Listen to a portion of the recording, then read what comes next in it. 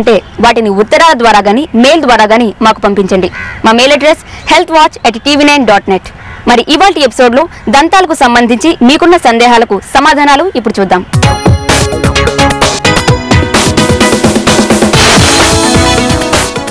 అందమైన పల్వర్స్ కావాలని ఎవరికుండదు.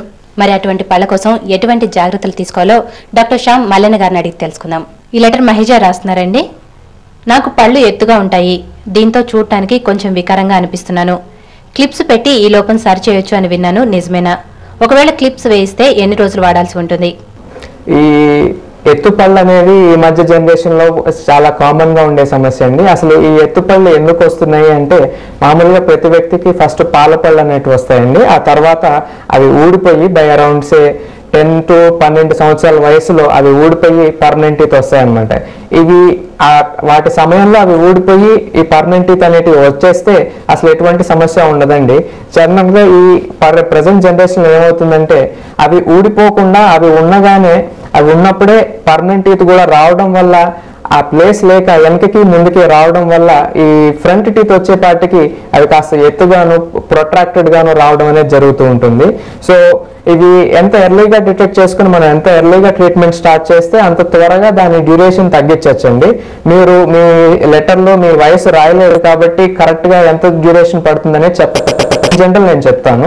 ఒకవేళ if it is in the growth period అండి, సంథింగ్ లైక్ టీనేజర్స్ లో ఉంటే కనుక ఈ ట్రీట్మెంట్ డ్యూరేషన్ ఎంత ఎత్తు ఉంది అన్న దాని ప్రకారం చాలా ఫ్యాక్టర్స్ అనలైజ్ చేయాలండి. ఫర్ ఎగ్జాంపుల్, ఒకవేళ గ్యాప్స్ జనరలైజ్డ్ గా ఉంటే మనం వైర్ వేసుకుని మన ఆర్థోడాంటిక్ వైర్ వేసుకుని వీటిని వెనక్కి లాగడానికి ఆస్కారం ఉంటుంది.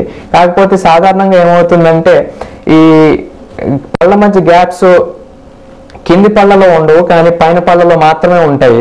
మనం మూవ్ చేసేటప్పుడు ఏంటంటే కింది పళ్ళు పైన పళ్ళు రెండింటిని త్రూఅవుట్ గా లాగాలన్నమాట.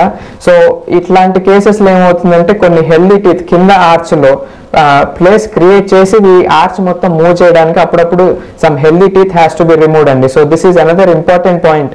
ఈ పాయింట్ వల్ల పేషెంట్స్ అప్పుడప్పుడు వెనుదిరుగుతూ ఉంటారు. సో ఆ కేస్ టు కేస్ బట్టి అప్పుడప్పుడు కింద 2 పైన 2 పళ్ళు కూడా తీసేయాల్సి ఉంటుంది. హెల్దీగా ఉన్న లాస్ట్ ప్రీమోలార్స్ కార్నర్ లో ఉంటాయి వెనక్కి, ఆ ప్రీమోలార్స్ తీసి ఆ ఉన్న ప్లేస్ లోకి రిట్రాక్ట్ చేయడం జరుగుతుంది అనమాట.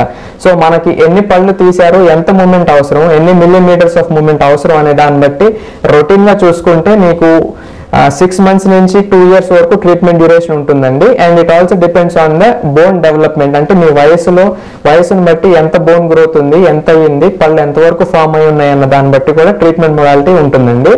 ఈ ట్రీట్మెంట్ ఏం చేస్తామంటే, చిన్న బ్రేసెస్ ప్రతి పంటికి కూడా స్టిక్ చేసి ఇవన్నిటిని వైర్లేసి లింక్ చేసి వెనకాల ఉన్న దంతాలు ఏవైతే పెద్ద దంతాలు ఉన్నాయో వాటి మీద యాంకరేజ్ తీసుకుని వీటిని మొత్తం త్రూఅవుట్ వెనక్కి లాగడం జరుగుతుంటుంది అనమాట.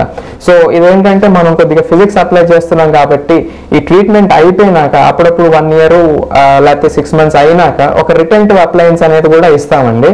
ఇది చాలా ఇంపార్టెంట్ ఆస్పెక్ట్. ఈ రిటెంటివ్ అప్లయన్స్ ఏం చేస్తుందంటే, ట్రీట్మెంట్ అయిపోయినాక, ఇది ఫిక్స్డ్ అప్లయన్స్ కాదండి, మీరు ఎప్పుడైనా తీసుకుని పెట్టుకునేట్టు రిమూవబుల్ అప్లయన్స్ అనమాట.